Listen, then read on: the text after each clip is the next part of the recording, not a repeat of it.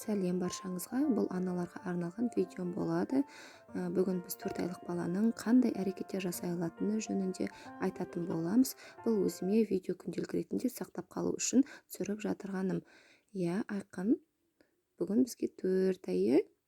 4 айда біз не істей аламыз? Қандай әрекеттер жасаймыз? Қозғалысымыз тұрақталып, мойнымыз қатая бастады. Көп қозғаламыз, аяқтарымызбен жерді сабалаймыз. Агу, деген сөздерді бұрынғыға қарағанда анығырақ айта бастады. Негізі бала бір айынан бастап уілдей бастайды. Айналасына қызығушылық танытып, барлық затты ұстап қарағысы келеді, және ұстап қана қоймай, ұстаған затын бірден аузына апарады. Себебі біздің қазір тісіміз шығып келе жатыр, көп деп аузымыздан су ағады, көзіміз де қанық түстерге жақсы түсетін болды. Әуендерді де жақсы ести бастадық. Арқасымен жатып, арқасымен ішінен арқасына қарай аунай алады. Міне, қазір бір рет аунаймыз. Міне, аунадық.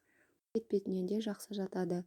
Шашымыз өте жұқа, дұрыс өспей жатыр. Бірақ сонда да 40-тан шыққаннан кейін осы 4 дегенде алып тұрғанымыз шашымызды. Сол үшін қазір күніге D3 беріп жатырмын, 2 тамшыдан. Тек ана сүтімен қоректенеді. Қазір қосымша тамаққа әлі ерте. Біздің тісіміз уже шықты 4 айында. Емшектің ұшын еміп жатқан кезде тістеп алып жатады.